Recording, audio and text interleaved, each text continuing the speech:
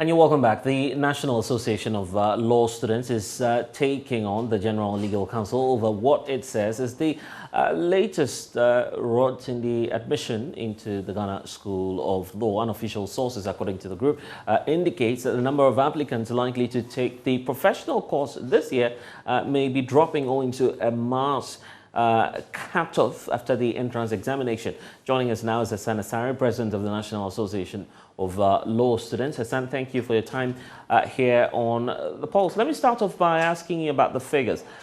Do we know how many people may have made it into the School of Law? Thank you for the opportunity and good afternoon. That have made it 522 in total, out of 2,654. 522, you're referring to the official figures that have been released by the IEC, is that correct? That's right. Yes, that's correct. And you say that this is part of the deliberate plot by some unseen hands to reduce the numbers. What's your evidence? See, sometimes it is not always about evidence. Sometimes it's commonsensical. I wonder sometimes whether what we learn at the law school is different from the application thereof. I learned words like predictability, certainty, reasonability, but when it comes to the application thereof, it is missing. I'll give you, maybe I can answer your question in a different way. What would someone who is organizing an examination, why would the person set in its requirement to say that when you finish writing the exams, you're not going to see the mass script? What is the mindset behind it? I think a few months down the line, I was one of those who called for the boycott. And personally, I did so because I thought this exam was not going to be a fair process one. I thought it was unjustly going to deny students. It was opaque.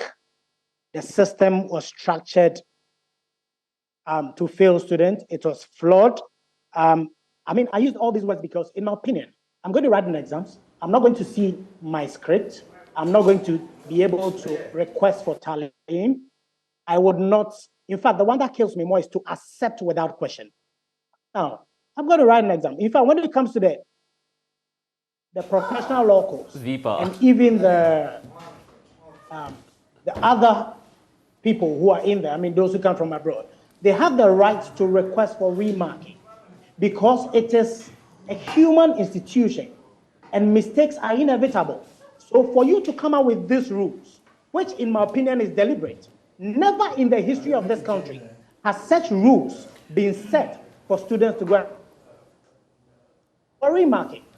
So why would GLC think they are above the law when it comes to some of these reasonable things? But the fact that you've not seen the results or the figures may not necessarily prove that indeed there's something untoward happening. So what is stopping them from allowing us to see it is the question. What is causing them to actually set this requirement as basis for writing the exams? Is it reasonable? That is the question I ask. What is the interest? What do they hope to achieve with this particular requirement that is set in place? So for me, I feel it is very deliberate. It is calculated. It was planned. I don't call it even an exam. I feel it is an arbitrary selection. That is how I called it in my post. So for me, I feel it is something that was planned to just fail students. Out of 2,654, 522 pass. Now, if we have to request for the raw score, will it actually affirm this position? If we have to request for remarking, will it affirm this position? If we have to request for the marking scheme, are you sure people will not be in doubt of all these?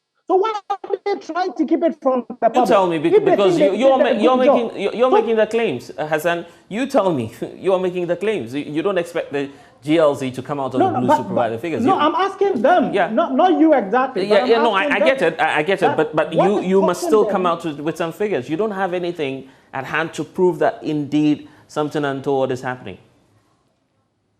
Because what I will get proof that something happened like that of last to release the raw scores is for them to give me the right for remarking. Those rights would have what I want in it to prove that they actually had an intent before they set this thing rolling. So in my opinion, if they allow me to request, in fact, it's one of the things table. We are going to request through the RTI the raw scores. If we get the raw scores, we can be able to compare some of these things. But for me, it is predetermined, as it's always been the case. I don't know why it is so difficult for them to be transparent and speak to issues. I have always challenged them. If they think they have nothing to hide, they should allow us to go through these things. They should allow us to see the marking scheme. They should allow us to request for remarking. They should allow us to retally and stop this statement of accept without question. Okay. These are lawyers. These are luminaries. These are legal, gurus. You don't expect things like that from them. Accept without question? Really? Okay, you may suffer a hurdle in terms of getting that RTI across, particularly when we know that there was some non-disclosure agreement that was signed between the IEC and all of the prospective students into the law school. They signed that agreement. They signed onto the agreement. So how then will you obtain that? But by your own statement, it's easy. It's very easy.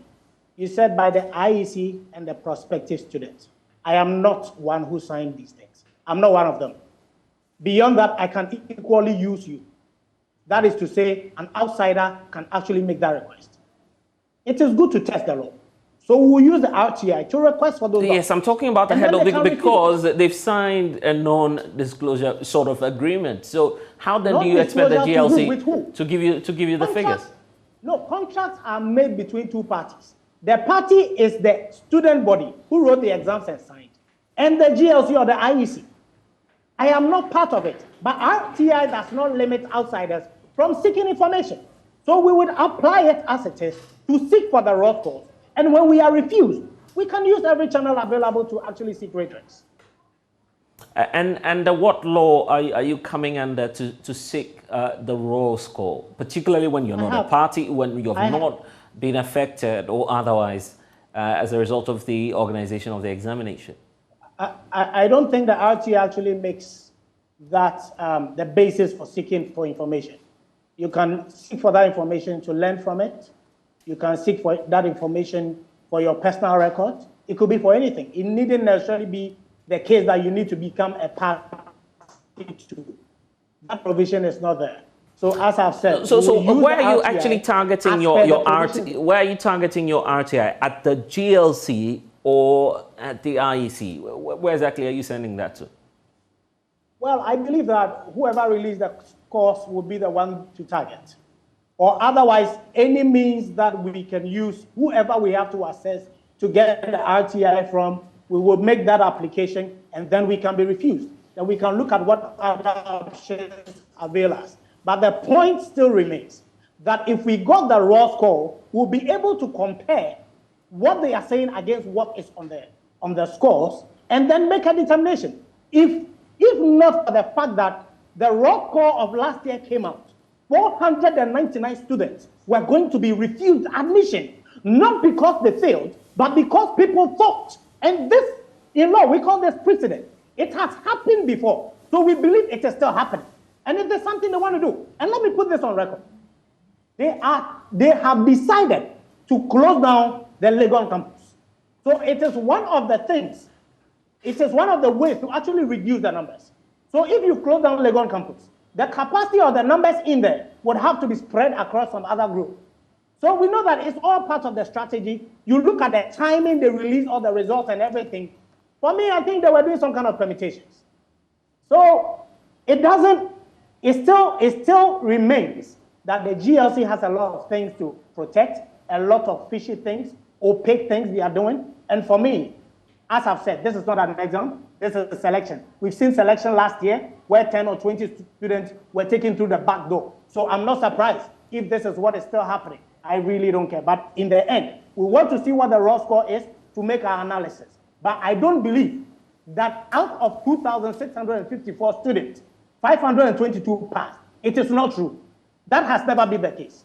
And this is something that we need to guard against. If they think they are honest enough, then they should give us access to the raw score and every information we need so that we can prove them wrong. Okay, I need to point out now that we don't have evidence from you, so it's fair to say that we're not able to independently verify some of your claims here on the show with regard to closing down the Legon campus and, of course, some other claims you're making now. You're on your own as you make these claims. But let's move forward and talk about reforms to legal education. The debate has been endless. It appears that there's no end in sight to this whole conversation. Why not leave it and allow the system to be as it is?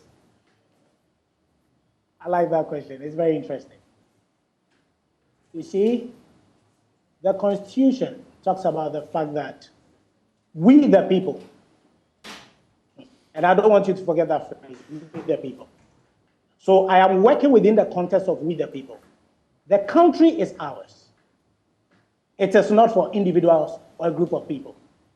Education, you see, it is quite interesting that we want to allow free education at some point, but when it comes to the talk, at some point we want to close it. The law provides, and if you may allow me, under Article 25(8), that adequate facilities should be provided at all levels. It is a constitutional right.